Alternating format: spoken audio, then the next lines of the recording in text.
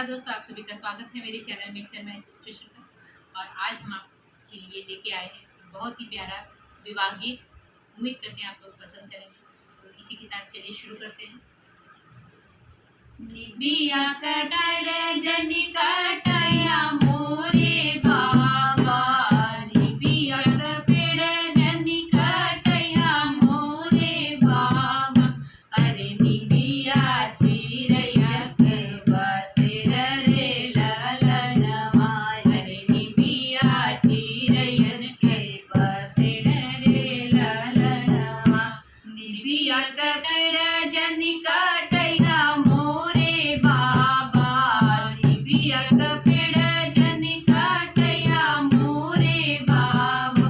अरे निबिया चिरैया के बसेर रे ललनवा, अरे निबिया चिरैया के बसेर रे ललनवा।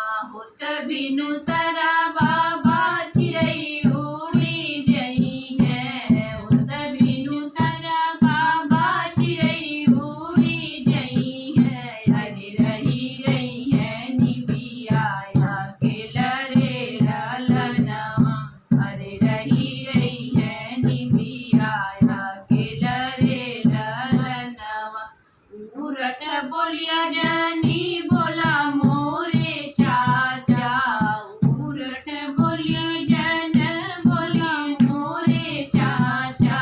अरे बिटिया चिरैयन के सामान रे ललनवा, अरे बिटिया चिरैयन के सामान रे ललनवा। होत बिनु सारा चाचा बेटिया चली गई है, होत बिनु सारा चाचा बेटिया चली गई है। अरे होई गई है चाची अकेला रे ललनवा, अरे होई गई है चाची अकेला रे ललनवा। निबिया का पेड़ जनी कटाया मोरे पापा, निबिया का पेड़ जनी कटाया मोरे पापा। अरे निबिया चिरैयन के बसेर रे ललनवा, अरे निबिया चिरैयन के बसेर रे ललनवा। उरट बोलिया जनी बोला मोरे भैया, उरट बोलिया जनी बोला मोरे भई। अरे बहिना चिरैयन के सामान रे ललनवा, अरे बहिना चिरैयन के सामान रे ललनवा।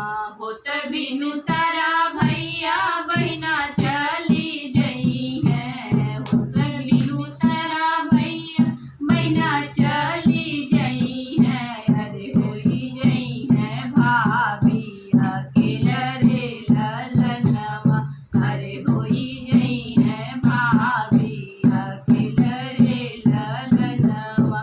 निबिया का पेड़ जनी कटाया मोरे बाबा, निबिया का पेड़ जनी कटाया मोरे बाबा।